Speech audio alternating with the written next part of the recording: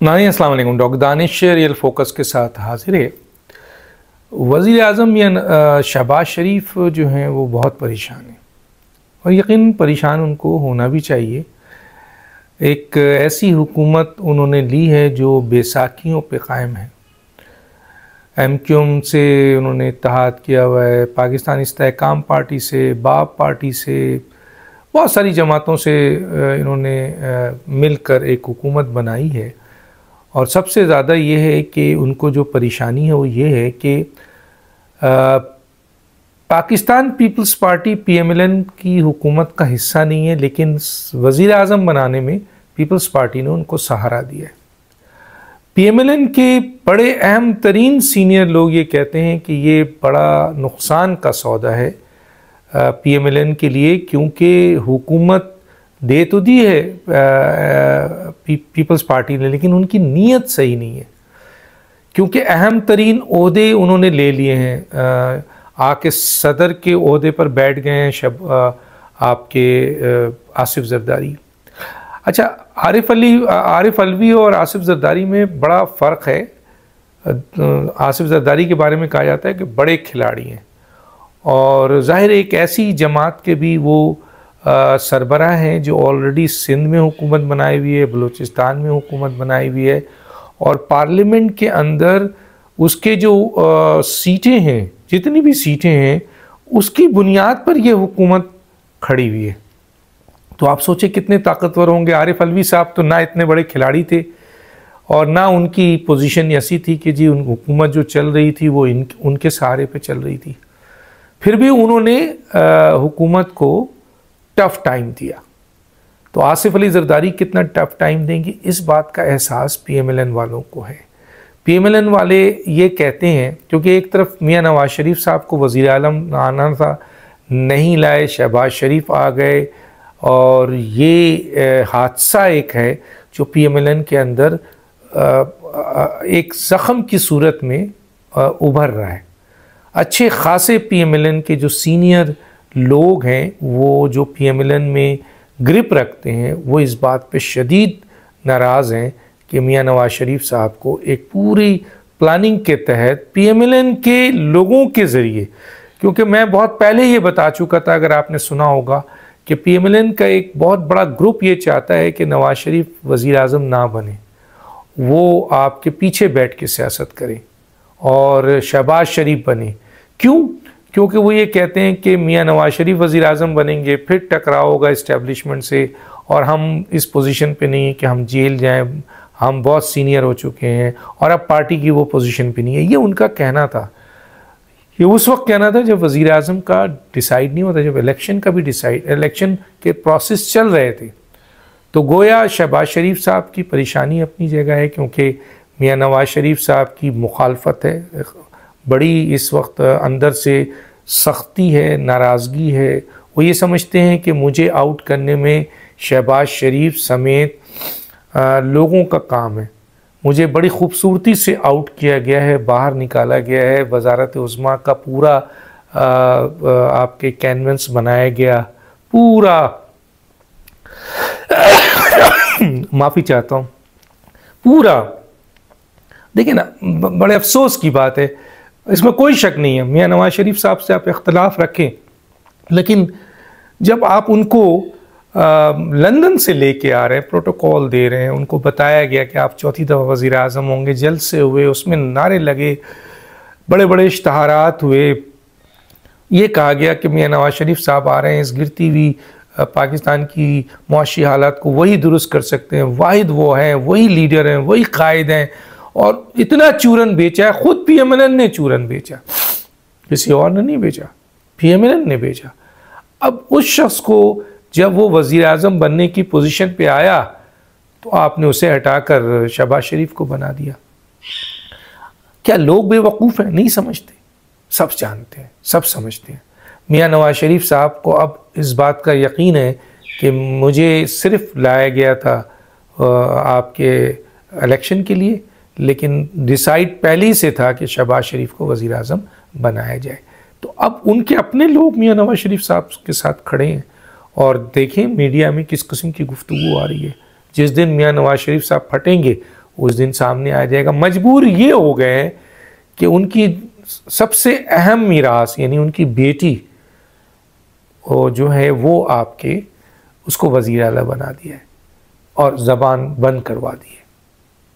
तो ये तो शहबाज शरीफ की परेशानी तो होगी। नवाज़ शरीफ नाराज़ हैं, PMLN के अंदर धड़े बन चुके हैं, शहबाज शरीफ के साथ लोग काम करने को तैयार नहीं है, ग्रुप सपोर्ट कर रहा है, ठीक है पूरी इस्टेब्लिशमेंट उनके साथ खड़ी है, लेकिन पीपल्स पार्टी बहुत खूबसूरती के साथ उनके साथ खेल खेल रही है। कोई भी ऐसी ऑर्डर नहीं कर पाएंगे शहबाज शरीफ जो पीपल्स पार्टी के मफाद के ख़िलाफ़ हो। तो दूसरी तरफ ऐसे इक़दाम अगर हुए जो पीपल्स पार्टी की हिमायत में, तो एमक्यूएम मौजूदा हुकूमत को मसाइल पैदा करेगी। हालांकि उनकी तादाद इतनी नहीं है कि वो हुकूमत गिरा दें, लेकिन मसाइल तो पैदा कर सकते हैं। कराची की 17 सीटें 22 सीटें उनके पास आ गई हैं सारी टोटल, तो अब वो मसाइल तो पैदा कर सकते हैं। दूसरी पार्टियां उनके काम नहीं हुए, उनके मिनिस्टर भी लगा दिए आपने, अभी 19 मिनिस्टर हैं। अभी देखिए क्या क्या डिमांड होगी, क्या क्या चीज़ें आएंगी। अभी आप पोस्टिंग एंड ट्रांसफर में लड़ाई शुरू हो गई है। शहबाज शरीफ नाराज़ हैं, शहबाज शरीफ परेशान है कि एक ट्रांसफर एंड पोस्टिंग की पीपल्स पार्टी नाराज़ हो गई, कल दूसरा करेंगे दूसरे नाराज़ हो जाएंगे। तो और सामने चैलेंजेस हैं बहुत बड़े, और जिस टीम को लेके आए हैं वो टीम ऑलरेडी चंद मिनिस्टरों को छोड़कर 2-3 मिनिस्टरों को छोड़कर सब के सब आपके नालायक तरीन लोग हैं जिन्होंने 16 महीने में डिलीवर नहीं किया है। पर्ची के साथ आते हैं तो पर्ची के साथ वो मिनिस्टर बन जाते हैं, लेकिन डिलीवर ना उससे पहले किया, ना 16 महीने में किया, ना अब करेंगे। तो जाहिर है शहबाज शरीफ साहब परेशान तो हैं कि किस तरीके से इतने बड़े बड़े चैलेंजेस से निपटेंगे। और एक तरफ इस्टेब्लिशमेंट की कहते हैं लोग गर्दन पे हाथ है, सपोर्ट तो कर रही है, लेकिन अपने आदमी उन्होंने इंडक्ट कर दिए कि हमारे आदमी रखें आप। तो क्या दूसरी तरफ आइए, अली अमीन गंडापुर जहाँ ये कहते थे कि ये इलेक्टेड वज़ीर आज़म नहीं है और ये इन्होंने वोट चोरी किया है, आखिर उन्होंने उनके साथ मुज़ाकरात किए, बैठे, और उसके बाद बयान आया कि जनाब वफाक ने हमारी बातें सुनी हैं और हमारे मसले हल करेंगे। अब यह उस वक्त हुआ जब अली अमीन गंडापुर पर 735 अराजी का केस इलेक्शन कमीशन का एक नोटिस आया। हालांकि ये अभी कोई बड़ी बात नहीं है, लेकिन इशारा दे गई कि क्या अली अमीन गंडापुर जिसको इमरान खान ने वज़ीर आला बनाया है ये इस्टेब्लिशमेंट के लिए काबिल कबूल नहीं था, ना मौजूदा हुकूमत के लिए काबिल कबूल है। तो चुनांचे बड़ा मुश्किल है उनकी सर्वाइवल। और अभी तो सिर्फ एक केस उनको दिखाया गया कि जनाब नोटिस हो गया है, और जाहिर है पाकिस्तान में अदालतें ताकतवरों के साथ हमेशा रही हैं।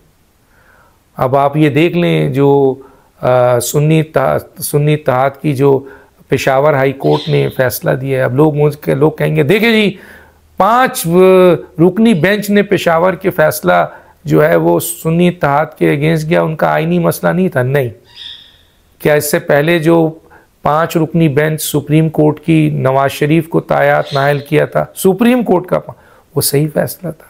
क्या जुल्फ़िकार अली भुट्टो को जो 5 रुकनी बेंच ने सज़ाए मौत दी थी वो 5 लोगों ने दी थी, यानी अक्सरियत थी 4-5 से, वरना तो 9 रुकनी बेंच। क्या परवेज़ मुशर्रफ को जो उन्होंने आइन उस वक्त जो आइन हुआ था 99 में, उसको जो उस वक्त की अदालतों ने मेरा ख्याल है 7 या 11 जजेस थे, 9 जजेस थे, उन्होंने वैलिडेट किया था, सपोर्ट किया था, तो वो आइन शिकनी जो हुई थी जिसके ऊपर उनको सारा उनके ख़िलाफ़ कार्रवाई, तो वो अदालतों ने वो फ़ैसला सही दिया था।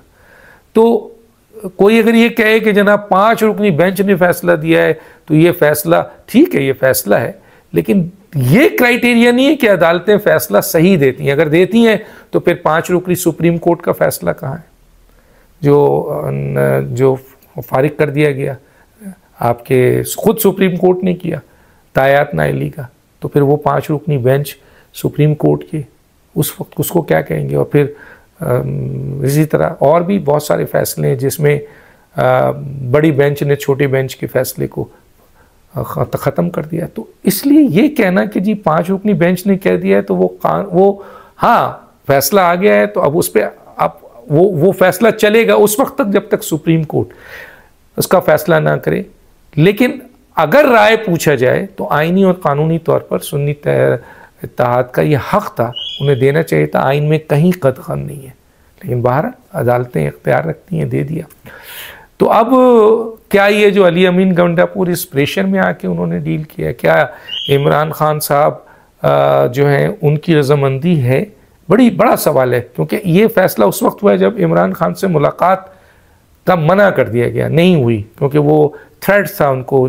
तो अली अमीन गंडापुर नहीं मिल सके और उसके बाद जो है ये एकदम एक चेंजिंग आई है।